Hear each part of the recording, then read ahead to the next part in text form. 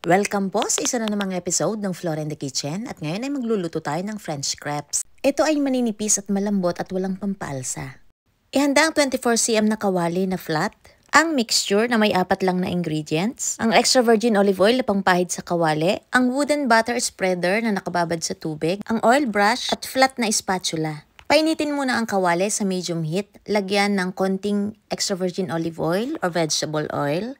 Maglagay ng 3/4 butter sa kawali na may katamtamang init. Huwag masyadong mahina kasi maninigas. Dapat mabilis ang luto nito.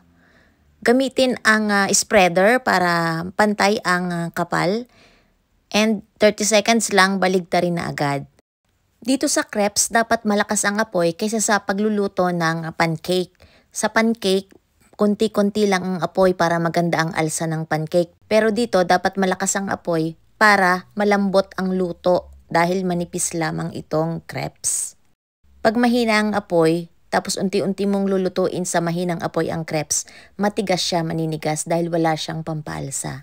Kung maganda ang lagay nyo ng oil sa butter or mixture, pwede nang hindi maglahid ng mantika sa kawali bago ilagay ang butter. Kung hindi naman lalahidan ang kawali ng oil, minsan dumidikit ang butter doon sa kawali. Pwede ring hindi gumamit nitong spreader na T-shape.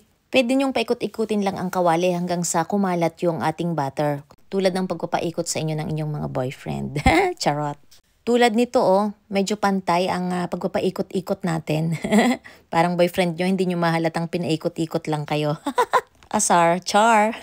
Maganda rin naman ang may tea spreader. Mas manipis, mas masarap. Dumidikit ang mixture doon sa tea spreader kaya kailangan nakababad sa tubig para malinis agad. At hindi mamuo yung butter doon sa spreader. Kasi pag inislide ulit nyo doon sa crepes, masisira yung crepes kapag may matigas na bahagi doon sa spreader. Ito ay pwedeng kainin hot or cold, pwedeng breakfast or merienda. Nutella ang famous na inilalahi dyan. At kung gusto ng combination, banana ang the best. Okay, thank you for watching!